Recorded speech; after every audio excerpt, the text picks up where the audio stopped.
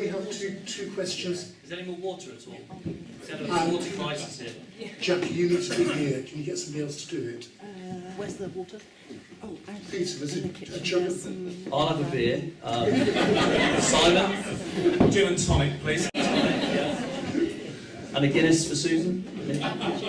Okay, so Heidi's going to bat first. Can we have two questions, please? Hi, I'm Clary. I live in Shelford as well. Do you think it's a good idea to introduce fox hunting again? I'm almost certain that I can beat the time I need, actually. Grammar schools, I've already spoken up in the House of Commons saying that I don't think we need them here in South Cambridgeshire. I respect the right of parents if there are pockets around the country where they feel it's the right thing for them, parental choice, you know, the parents are the customers, but if anybody's interested, there's already a link on my website when I spoke up in the House of Commons and said exactly your argument. I would rather that money was spent on getting the fair funding right. Second question, fox hunting, never.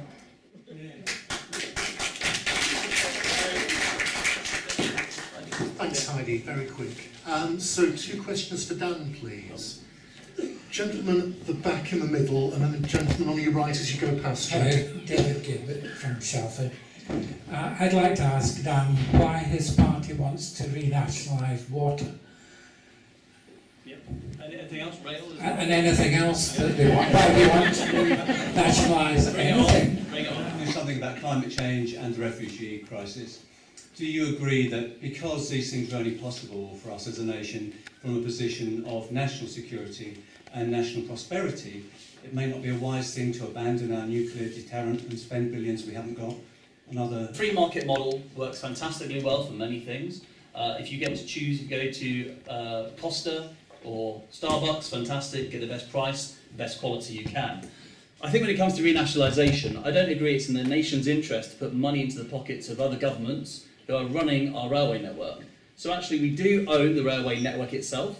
When it comes to the trains which are on that network, we're putting money into the pocket of the German government, the Spanish government and the French government. Yes, please.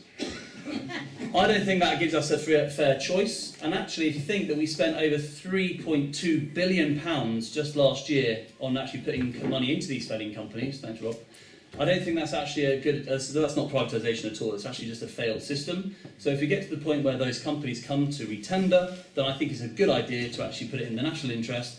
There is actually a nationalised railway already working in the north, which generates 200 million a year, and that goes directly into making our country a better place. So I think that's a fantastic idea. Doesn't mean I renationalise everything, as Heidi just tried to mention. I don't agree with that at all. But I do agree there are certain areas where the free market just doesn't work, and actually we as a people fail. About the second question, asked about nuclear deterrent. Oh, sorry, there's more. It was water I asked about. Oh, sorry, yes, water as well. With regards to water, if you actually look at Anglian Water, it's a privatised company and it pays a massive amount of its money towards its shareholders. I don't think we always get the best service from that. I think equally, I can't choose to get Welsh water out of my tap. So where's the free market there? I'm forced to drink water provided by a certain series of shareholders, and if I decide I think Scottish water is better, where it is nationalised and it works very well, I can't buy it because I'm not really a customer at all, am I? I'm actually being duped into the free market to think it really works. Yes, I can get my coffee. No, I can't get my water. Anyone? Nuclear deterrence. Well, actually, Labour has agreed to a new trident, so I'm afraid you're actually incorrect there. The defence of this country. We had one of the worst cyber attacks that happened globally this week, and where was our defence then? I stood here, and in Sawston, and in Little Shelford, and said that we just don't take this issue seriously enough, we don't put the money into this area, and instead we're willing to bomb Syria to make ourselves feel good for something, without actually getting to the heart of it. Our nation is secure. Our nation has got a fantastic army. It has dipped beneath the 82,000 the Tories said it wouldn't, but it's still there. Oh, but I'm going to roll. I didn't use all my time, so never mind. Can we take a vote on that? I don't know which system we're using. Entirely, obviously. My choice. No, you're on the roll. I told you Roger was going to be popular. So yes, I think the nation is secure. Nuclear deterrence is something we need to multilaterally step back from gradually. If you look at Stanislav Petros, he was the man who saved the world in September 1983, when in actual fact we almost had nuclear holocaust, a man who most people don't know about. That's because the Russian system said, the Soviet Union system said, that there was a nuclear attack from America, and he was a man who said no to destroying the whole planet. It's a very serious problem. So I think we need to get serious about that and talk, just as Obama did, about multilateral disarmament. And that's something we want to work towards gradually. Thanks, Dan. So, questions for Simon now. 2 questions. What are you going to do about, if you're re-elected, about the housing crisis? Gentleman down here, Jackie, please. You mentioned in your... Hang on, please. Got a regular mic coming. Thank you. You mentioned in your opening speech 3 crises facing everybody. Yeah. I suggest there's another one, which you have alluded to, and that is food security. What is the Green Party's policy on food security, both for the UK and globally, please? I'm going to do something daring in 2 minutes. I'm going to try and do all of the questions. So the grammar schools, no. Hunting, no. Renationalisation, exactly what he said. Nuclear, two really key things here. I think it does need to be some moral courage shown, and we do need to start saying we need to step back from this. I'm not sure why it's a safer planet, because someone in Russia suddenly went, actually, this might be a really stupid idea. It is a stupid idea having nuclear weapons, and we would absolutely lead the peaceful planet process of trying to take those out. Housing crisis, specifically, we would build 100,000 social houses every year for the period of the Parliament. The aim of that is to try and develop genuine affordability. So at the moment, affordability is absolutely off the scale. What people call affordable isn't affordable at all.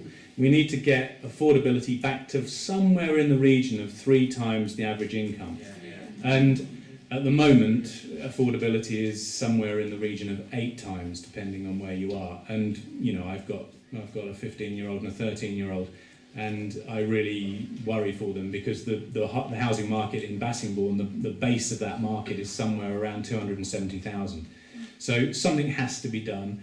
The Green Party approach is to build more houses, but do it in a way which secures those houses as affordable forever, not just for the next few years till they're sold into the open market, which is what's happening more and more, unfortunately. So it needs to be done through co-ops, it needs to be done through social housing organisations, and it needs to be done through the councils again. So the councils need to be able to do that properly. And food security. I could talk for 2 hours on food security, and I'd really like to at some point afterwards, because for me it is one of the critical things, and I think you're right, it probably should rank in one of those other crises, because there is absolutely no concept generally about how fragile our food system is. And for me, again, it goes back to localisation, it goes back to actually trying to create an agriculture again, trying to create a system for me of a range of, be it family farms, be it small farms, but critically farms that get people back onto the land again, so that we are actually growing our food closer to where we use it, and we're not dependent on what is this enormous resource-heavy system, which starts in the field with one man farming 1,000 acres or one woman farming 1,000 acres, and ends in Tesco's having gone round the planet, literally. I mean, it's frightening what we do with our food at the moment, and so we have to absolutely get serious about that, and the Green Party would be front and centre in doing that, and I'd gladly talk to any of you about that for a long time. Is that 2 minutes? Okay. Thanks, Simon. And then finally 2 questions for Susan, please. Thank you. Yeah. Does the candidate agree with this statement of "I will forgive no one who doesn't respect the sovereign voice of the British people once it has spoken, whether it is a majority of 1% or 20%, when the British people have spoken, you do what they command. Either you believe in democracy or you do not." That was spoken by Lord Paddy Ashdown on the morning of the referendum. So my question is, does the Liberal Democrat candidate follow Lord Ashdown and believe in democracy, or does she not? Thank you. I'm one of the people that Heidi has helped as a single working parent addressing the cross-party issue of the dreadful child maintenance service. I'd like to know what the Liberal Democrats would do to enforce the £4 billion, sorry, is it £8 billion? £8 billion that's owed to parents with care by their former spouses, that's seemingly unable to be enforced by anybody at the moment. And this is putting huge pressures on an already burgeoning welfare system. and I'd like to know how that can be enforced through HMRC and to make people pay for their children fairly. Thank you for those very simple questions. Susan, sorry, you want the mic over? I absolutely believe in democracy, and I would like a fair voting system to begin with. I wish that the lies of the leaders of the Brexit campaign could be held to account. Looking at where we are now, we did not vote to have a hard Brexit. We didn't vote for any kind of Brexit at all. We didn't. And sorry, can you let the speaker speak? Thank you. we didn't vote on the outcome. We voted on something very simple, and this was a political exercise that was not. It was a Tory party exercise. Anyway, we did not vote for an outcome, and it is an incredibly serious matter that will determine the future for a long time, and I would like to have confidence in that outcome. And I have no confidence that the government has any mandate to be shaping this outcome as it is proceeding to do. I can't say that strongly enough, and I think it is nothing but democratic to give people the opportunity to have a say in that outcome. And let's see what the best outcome really is. And I don't think we had a conversation about Europe really before the referendum. We had a mad dash campaign. We're having a conversation about it now. People are learning things about Europe they never even knew before. So I think there's every reason to put that question back to all of us. It's our future. And I don't really have faith in Theresa May, I'm afraid, who seems to be in charge.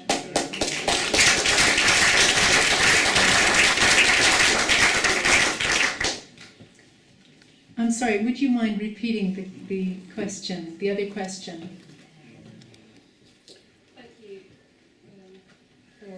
This was about recovering money for single parents in particular. Yes, this is £8 billion in unpaid child maintenance from parents through the old child support system, and then the now, I realise it's not your system, but it's a cross-party issue. No one has been able to enforce this and see that parents are paid fairly, either through enforcing payments through the HMRC or enormous loopholes in self-employment.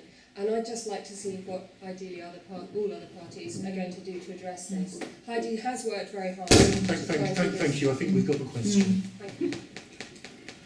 I won't claim the expertise that Heidi has on this subject, but I do obviously recognise that there's a huge problem. The Liberal Democrats' policy is to allow both parents to be in work before the cap is put there, so there is that earning power. So that's as much as I can say on the technicalities of it, but that's maybe not the detail that you wanted to hear. So I look forward to learning much more about it when I am elected.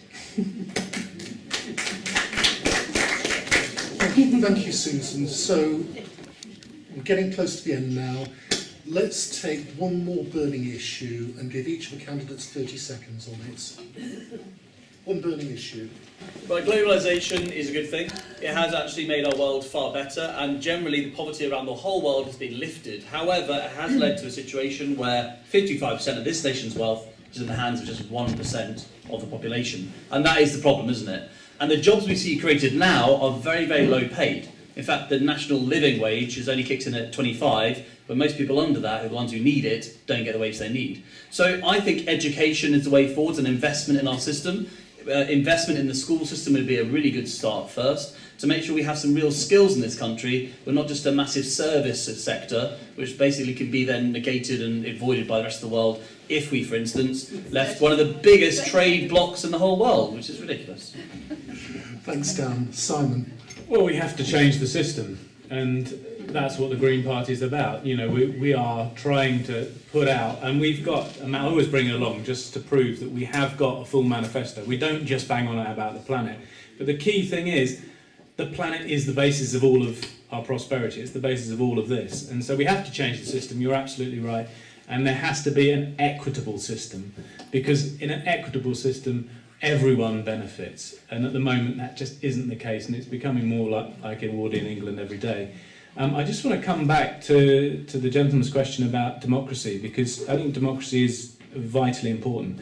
But I still don't quite understand why, if in 2 years' time, we've had a whole series of very important high-level negotiations that bring us to a deal, why isn't it democratic that we then sit and say, okay, is that a good deal or not? It seems perfectly illogical for you to argue it's not democratic to have a democratic debate in 2 years' time.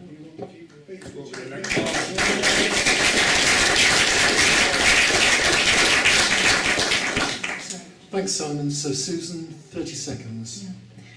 Firstly, to echo what Dan said, globalisation is not a dirty word, but there are people who have been left out, obviously, and I think the test of the time now is to take a good hard look at why there is so much good discontent around globalisation, particularly in other parts of the country. That's a massive question. It's the kind of question we have at our dinner table with my teenage sons. How are we going to control the banks? How are we going to raise wages? Affordable housing? I mean, these things are all tied up together, and they go back. Sorry. It is hard. It's, no pressure, Heidi. 30 seconds. My husband will tell me it's impossible to answer a question in 30 seconds. South Cambs is the model. The skills, the investment in R&D, the best place on the planet to do science and technology. Some of the stuff that I think we're going to see in the manifesto, workers' rights, the gig economy is taking over. These people are working, and they are the reason these companies are successful, so we need to make absolutely certain that they're protected and not taken advantage of. And the final word, sorry Danielle, we're out of time to reply, but we've got to get the right fiscal framework, and that is not putting corporation tax up to 26%, because the brains will leave. Brains and skills and the people that create the jobs are the most globally mobile people on the planet. And that's what Victorian said too. Right, that's the end of this evening's session.